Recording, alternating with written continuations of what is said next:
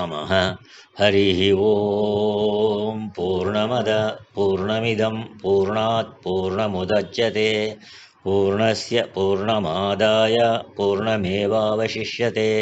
ओम शांति शांति शांति। आज 31 मार्च 31 मार्च तो गुरु जी का प्रवचन दहर विद्या में ईश्वर के बारे में बता रहे थे। ईश्वर के संकल्प झूठे नहीं होंगे, माने ईश्वर जो सत्य संकल्प है उसके हृदय में जो होते हैं वो सत्वगुण की शुद्धि है, इसलिए पूरा सत्व शुद्धि सत्वोद्रिक्ता है बोलते हैं हम लोग। सत्व उद्रिक्त है माने प्रिडोमिनेंट, उद्रिक्त माने प्रिडोमिनेंटली सत्वगुण है ईश्वर में। उसको तो बाकी गुणों में आने का जरूरत ही नहीं है, कभी कभी आना पड़ता है बस उसको। लेकिन हमारे सत्वगुण जो है उसमें शुद्धि नहीं है, पूर्ण शुद्धि नहीं है, क्योंकि सत्वगुण को मलिन बना दिया हम लोगों ने गलत निश्चयों से। ये सब मेरा है, ये शरीर मेरा है, मैं ये गुणों को, मैं अच्छा आदमी हूँ, मैं बुरा आदमी हूँ, ये सब गुणों को हमारे ऊपर आरोप करके हमारा बुद्धि को मलिन कर दिया हमने। सो रजोगुण होगा तो राग बढ़ेगा, चिंता बढ़ेगी, तृष्णा बढ़ेगी। तमोगुण बढ़ेगा तो जड़ता बढ़ेगी, आलस्य बढ़ेगा, सुस्ती आएगी, बेहोशी रहेगी। ये सब तमोगुण का कार्य है। तो सत्य संकल्प सत्य काम ईश्वर ही अपहत पापमा है, जो धर्म अधर्म से परे है। जीव के अंदर जो सुख है उसका कारण जीव का धर्म है, पुण्य है, किंतु परमात्मा स्वरूप से ही सुख स्वरूप है। विज्ञानम आनंदम ब्रह्म कहा, ये महान ब्रह्म ज्ञान रूप ही है, वो विज्ञान स्वरूप है। उसको ज्ञान भी कहीं से लेने की जरूरत नहीं, उसको सुख भी कहीं से लेने की जरूरत नहीं, जीव को जरूरी है। जीव थोड़ी देर में अज्ञान से दब जाता है, अपने सुख का संग्रह करना पड़ेगा उसको, माने प्राप्त करना पड़ेगा। प्राप्त करने के लिए निमित्त भी कर्म है, कर्म करना पड़ेगा। सो तत्व विचार करना पड़ेगा। जीव जब बुद्धि के पकड़ में रहेगा तब तक जन्म मरण में बंधा रहेगा, और बुद्धि के पकड़ से बाहर हो जाएगा तो मोक्ष में चला जाएगा। तो इसलिए येष मोक्षः, बुद्धि को तत्व चिंतन में लगाओ, क्योंकि बुद्धि में ही गलत निश्चय सब बैठे हैं। इसलिए बुद्धि से विचार करो और बुद्धि को आत्मविचार में तत्व चिंतन में लगाओ। तत्व चिंतन में आने वाली बुद्धि अपने स्वरूप में समाहित हो जाती है। बुद्धि का अर्थ यही है, जिसमें सामर्थ्य है विचार करने का, उसका नाम बुद्धि है। और निश्चय करने का सामर्थ्य, विचार के बाद निश्चय हो ही जाता है। इसलिए बुद्धि तत्व के अति समीप है, परमात्मा तत्व के अति समीप है बुद्धि कि बुद्धि से विचार करने से तत्व और समीप आ जाता है। ये श्रुति आगे इंद्र विरोचन प्रसंग में आने वाली है, ये आगे इसकी विचार आएगा। देखो मंत्र कहता है, यह आत्मा न अनुविद्या, आत्मा को बिना समझ के व्रजंती, शरीर छोड़ के चले जाता है। येषां च सत्यान् कामः तेषां सर्वेषु लोकेषु कामचारो भवति, वो अकामचारो भवति। तो इस लोक में, इस शरीर में, इस आत्मा में मई तो करता रह जाता है बकरी के बच्चे की तरह, किंतु मैं कौन हूँ ये समझता नहीं।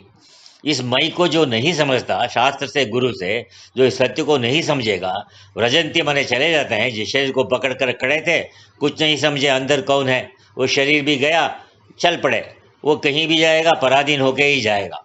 माने पराधीन माने कर्म के अधीन, उसकी कामना पूरी नहीं होगी। जैसे यहाँ मंत्र कह रहा है, साम्राज्य है नेपाल, मान लो ये नेपाल में बैठे हैं हम लोग, साम्राज्य में अपना राष्ट्र है, तो हम यहाँ प्रजा हैं। राजा ने कहा कि तुम वहाँ चले जाओ, तो हमको जाना ही पड़ेगा ना, तो राजा की आज्ञा माननी पड़ेगी, उसके आगे मना नहीं कर सकते। जब तक हम उसके राज्य में रहते हैं उसकी आज्ञा का उल्लंघन नहीं कर सकते। उसी तरह जब तक हम कर्म के अधीन हैं, वो कर्म हमको जिधर ही खींच कर ले जाएगा, हमको जाना पड़ेगा। कर्म जिस फल में बांध देगा वहाँ उसी बंधन में रहना पड़ेगा, तुम ना नहीं कर सकते। मंत्र स्पष्ट करता है, यथा ही एव यह प्रजा अन्वाविशन्ति यम जनपदम यम योग क्षेत्र भागम तम तमेवापि जीवंती। जैसे प्रजा को महाराजा का जैसा शासन होगा वैसी के अनुसार रहना पड़ेगा, जहाँ कहेगा जाना पड़ेगा। तो इसलिए अगर तुम नहीं जाओगे, तुमको बागी माने रिबेल माने जाओगे तुम, रिबेल। तो इसलिए जनपद जनपद माने नगर, तो जिस जिस क्षेत्र भाग में भेजेगा वहीं जाकर रहना पड़ेगा। तो क्योंकि तुम तो राजा के अधीन हो, इसी तरह यहाँ तुम ईश्वर के अधीन हो, तो ईश्वर के नियमों को पालन करना पड़ेगा। तो ईश्वर का नियम क्या है? जिस कर्म से इसको क्या शरीर मिलना है, ये पहला नियम है, वैसा तुमको शरीर मिलते रहेगा। वहीं जाकर प्रजा आनंदित होती है।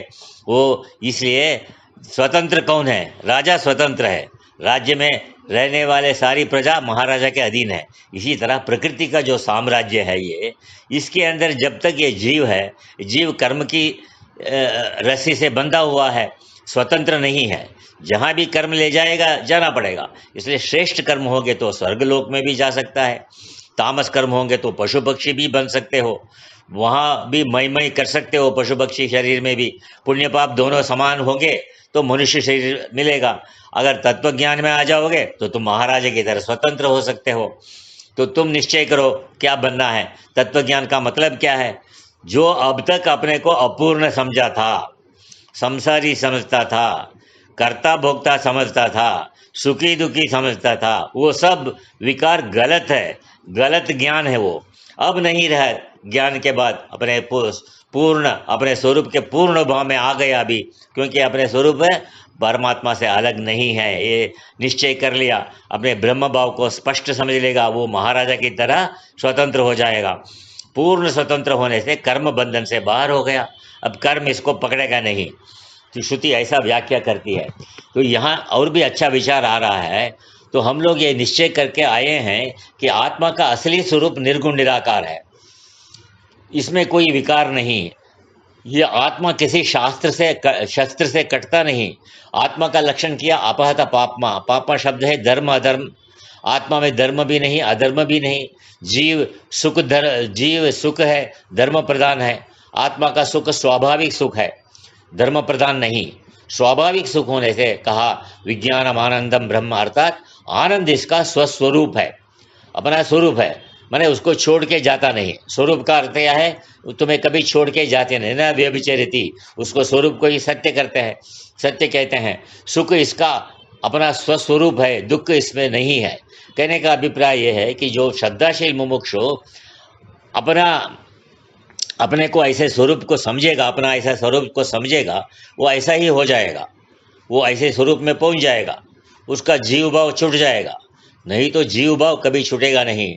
शरीर रूपी बक्से में जन्मा है, प्रकट हुआ तुमने शरीर रूपी बक्से में, शरीर रूपी बक्से में ही जिया और शरीर रूपी बक्से में बंद ही चला गया। तो कभी विचार ही नहीं किया मैं क्या हूँ, मैं कौन हूँ, कुछ सोचा ही नहीं।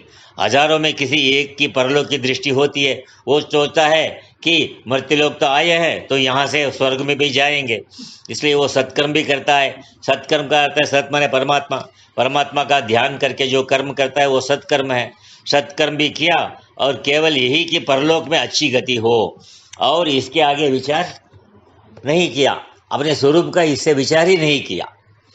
मैं कौन हूँ, परमात्मा का ध्यान करता है, श्रद्धा करके बैठा है और सत्कर्म भी करता है, तो वो सत्कर्म उसको एक सेल में, एक कवर्स में निकाल कर दूसरे सेल में लेके डाल देता है। जैसे वैज्ञानिक स्पेस में जाते हैं, वो अपने रॉकेट से, सैटेलाइट से जाता है, बाद में सैटेलाइट से रॉकेट में चले जाता है, तो रॉकेट में फिर सैटेलाइट में आके फिर भूमि में आ जाते हैं। तो इसी तरह ये सेल बदलते रहते हैं।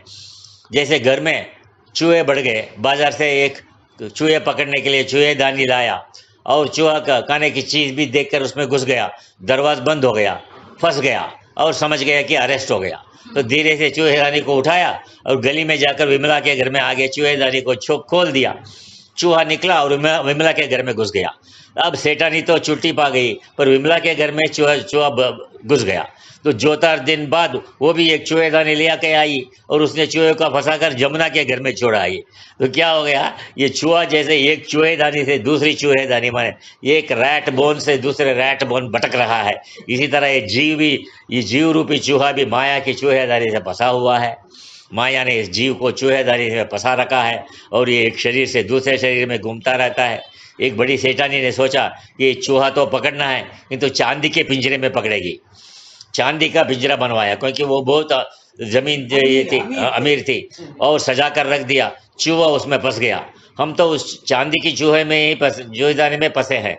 जो सींग पूंछ काला लग कर लाए हैं वो बाहर बंद है, वो लोहे की है, और मनुष्य शरीर जो है वो चांदी की चूहेदानी है। श्रुति इस रहस्य को विस्फोट करती है, माने उसको प्रकट कर रही है। बाहर बंदे हैं तो वो लोहे की चूहेदानी है। श्रुति इस रहस्य को विस्फोट करती है कि बेटा ऐसी इच्छा मत करो कि हम बड़ा पुण्य करके स्वर्ग में जाएंगे, सोम का पान करके अमर हो जाएंगे।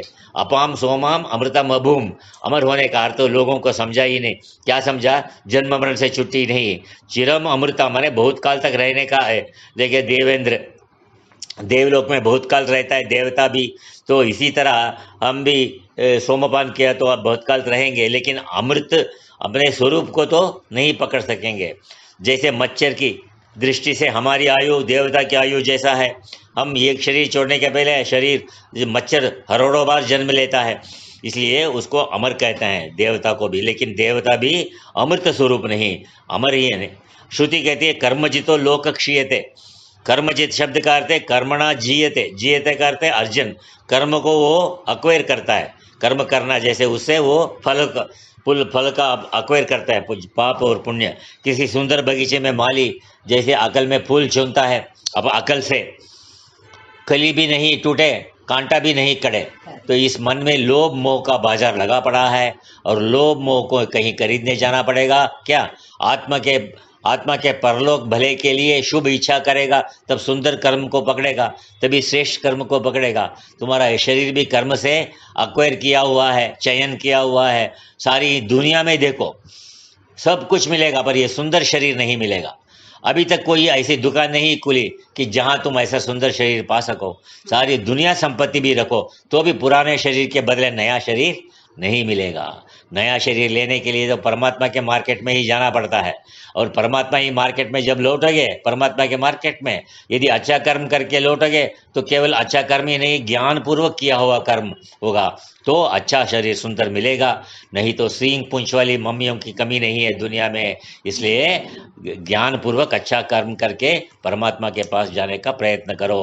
ओम पूर्णमद पूर्णमिदं पूर्णात् पूर्णमुदच्यते पूर्णस्य पूर्णमादाय पूर्णमेवावशिष्यते। ओम शांति शांति शांति।